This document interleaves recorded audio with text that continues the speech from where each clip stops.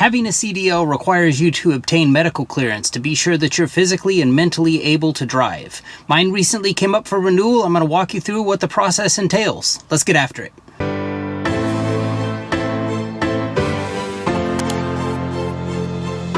The first step is finding the right doctor to go to. Now you can go onto Google and type in, DOT physical near me, and it's going to bring up a bunch of results. Now I would strongly encourage you going to one of those places that either has the word DOT mentioned somewhere in their name, or at least DOT mentioned somewhere in customer reviews.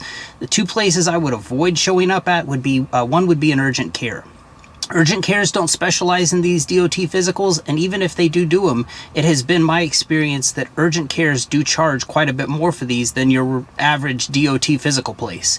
The other place I would recommend avoiding would be your normal doctor. Now, I know it's super tempting to think about, hey, I could pay a $10 copay and get this done. The problem is that your doctor may struggle with filling out the paperwork. Let's say last flu season you showed up fighting some sort of infection. Unbeknownst to you, the medicine you took prior to seeing your doctor had phenylephrine in it, which is great at elevating your blood pressure. Now, you take the stress your body was under fighting that infection, couple that with the medicine that you took, and you showed up that one time with high blood pressure. Now, normally you don't, but, now the doctor's sitting there looking at this form saying, has the patient ever presented to you with hypertension? And, if they check yes, now you're on a 90-day card rather than a 2-year card. I'm not saying lie when you go to one of these DOT physical places, but there's nobody better to narrate your medical history than you. And this is a side note for anybody thinking about going the owner-operator route and is looking to make one of these places be kind of like a one-stop shop. You have a great opportunity here, especially if you're starting out, to ask 3 important questions. One is, how much do your DOT physicals cost?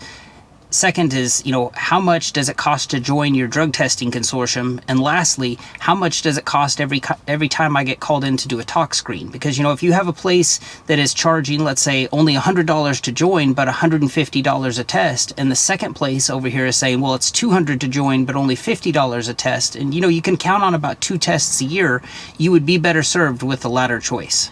So you want to be sure you're leaving your doctor's office with the right paperwork. You should be leaving with your little wallet card, also known as Form 5876. You also want to be sure that you have all the pages that you and the doctor filled out, also known as Form 5875. Now the trick is getting this to the DMV, and in California we kind of have a good, better, best situation as far as how to get it there. The good option is just going to your run-of-the-mill regular DMV. You're going to be there with all the riffraff, and you're going to waste about 2 hours of your time waiting to get called up to the window. The better option is finding a vehicle industry services DMV. If you're not familiar with one of these things, they are hard to find. They're usually kept in kind of nondescript, non-titled buildings, if you will.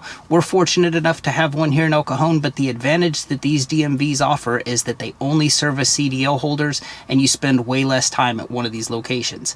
And then the best option as far as getting this to the DMV is just going online and submitting it that way. You don't have to leave your house. I'll put a link in the description below so you know how to get there. So you got everything from the doctor, you've turned it into the DMV, at this point you're done. Now be sure and always carry that wallet card, that Form 5876, be sure and carry that with you on your person anytime you're operating a commercial vehicle. I like to take a scan of mine and just keep it on my phone as like a just in case if I ever need it. And, be sure and shop around any of these DOT physical places you're considering going. When I started out, I called probably about 5 different places, and I found that the prices varied dramatically from place to place. So just be sure and shop that around. I hope this video serves you well. Appreciate you for watching. Take care.